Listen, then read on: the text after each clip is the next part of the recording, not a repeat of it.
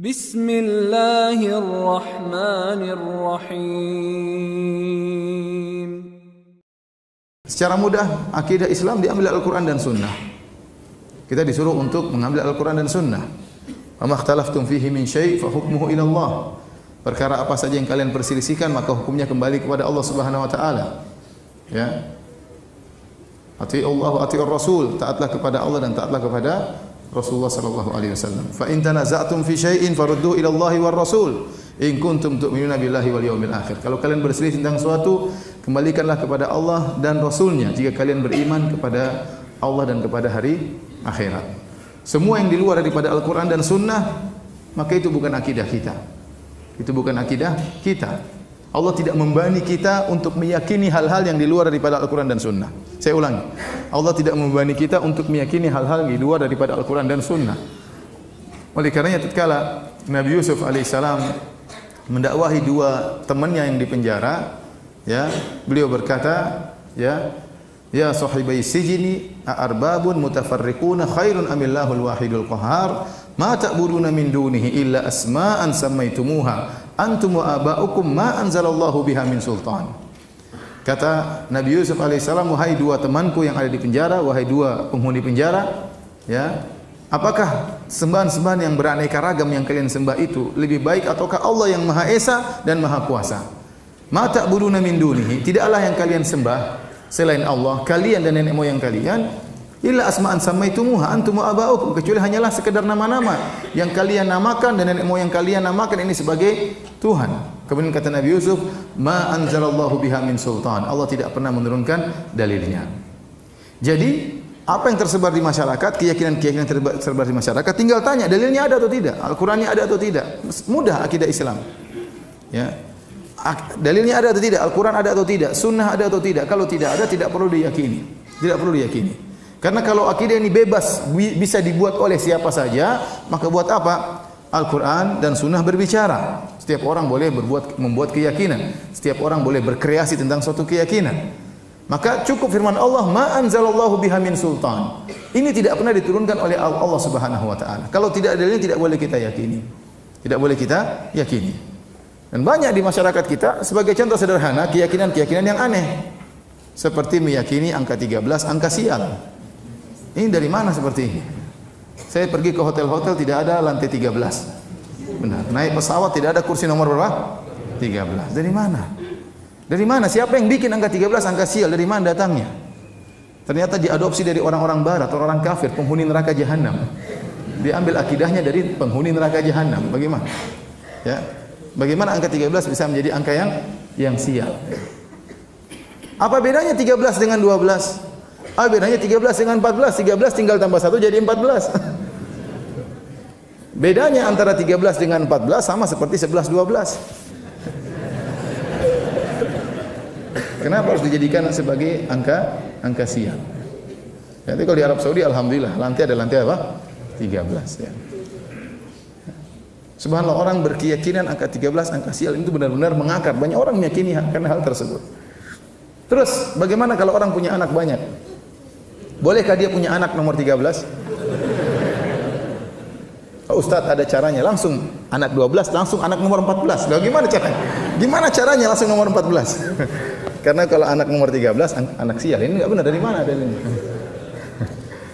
Saya punya istri saya, alhamdulillah, satu-satunya ya, 13 bersaudara, 13 bersaudara, satu meninggal, ya. Dan yang bungsu anak nomor 13, anak sial bukan ini. Yang terakhir nomor 13. Alhamdulillah belajar di Madinah, alhamdulillah hafal Quran, ya. Ya, dibilang anak sial, ya. Oleh karenanya banyak hal yang aneh-aneh yang tiba-tiba muncul di masyarakat. Saya baru kemarin pergi ke suatu kota di tanah air kita. Tiba-tiba saya diceritakan tentang suatu fenomena yang sangat aneh. Tentang suatu tempat, di situ ada namanya batu Quran. Barang siapa yang putar 7 kali, maka dia minta apa saja dikabulkan. Ya akhi, subhanallah. Ini kesyirikan. Yang mengatakan ini syirik adalah ulama Syafi'iyah seperti Al-Mikrizi. Termasuk kesyirikan dalam perbuatan, kata beliau, adalah tawaf selain di Ka'bah. Orang-orang datang berbondong-bondong meyakini hal tersebut. Dari mana keyakinan ini? Cerita konon dan konon. Tanya-tanya gimana ceritanya kisah batu Quran ini? Ceritanya adalah salah seorang wali dari kampung mereka pergi berhaji. Tatkala sampai di haji, dia mungkin pergi naik kapal, kemudian zaman dahulu waktu pulang dia tidak lewat jalur biasanya. Waktu dia pulang dia masuk di sumur Zam-Zam. Demikian saya dengar ceritanya. Dia masuk di sumur Zam-Zam, kemudian dia tembus sampai ke kota tersebut di tanah air. Tatkala dia sampai di tanah air Zam-Zam bocor dari Mekah itu, bocor keluar. Maka dia khawatir jangan sampai nanti jemaah haji kekurangan apa? Air Zam-Zam. Maka akhirnya dia mengambil Al-Qur'an, ini kisahnya, dia mengambil Al-Qur'an, kemudian dia tutup Al-Qur'an tersebut dijadikan penutup air tadi supaya tidak keluar lagi. Setelah Al-Qur'an diletakkan, tahu-tahu Al-Qur'an tersebut menjadi batu. Namanya batu apa? Quran.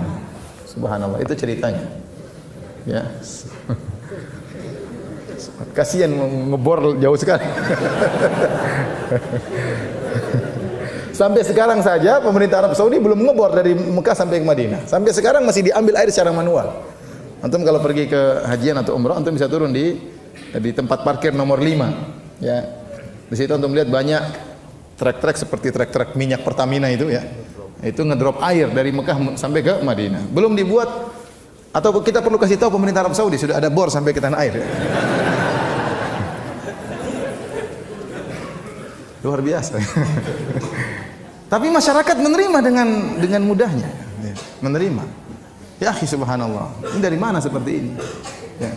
Kemudian kalau kita telusuri cerita tersebut, sekarang kita bilang cerita itu pasti tidak benar. Pasti tidak benar. Bagaimana kemudian orang ini menjadikan Al-Quran sebagai tutup air? Enggak kurang ajar seperti ini.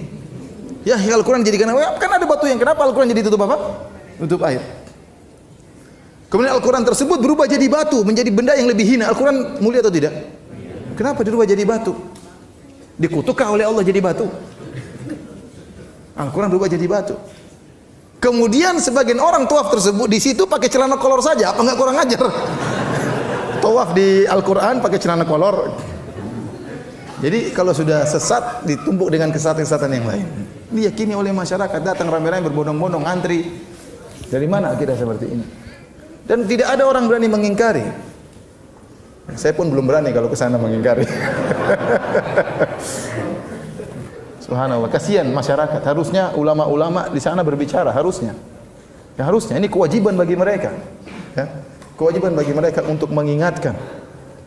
Ya, jadi kalau kita mau telusuri keyakinan yang tersebar di masyarakat sangat banyak dan tidak ada dalilnya dari Al-Quran maupun Sunnah Nabi Sallallahu Alaihi Wasallam. Sebelumnya saya pernah pergi juga di suatu kota di tempat yang lain di Jawa juga. Ada 3 gentong besar di suatu masjid besar terkenal, orang datang ramai-ramai sana. 3 gentong besar ini sekitar belasan tahun yang lalu saya ke sana.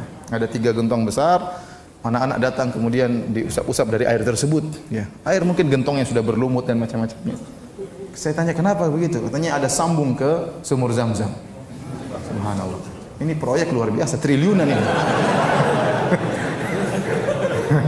Antum bayangkan bikin lobang dari Jawa ke Mekah itu apa enggak triliunan itu? Bisa habis apa namanya? Anggaran negara. Baik.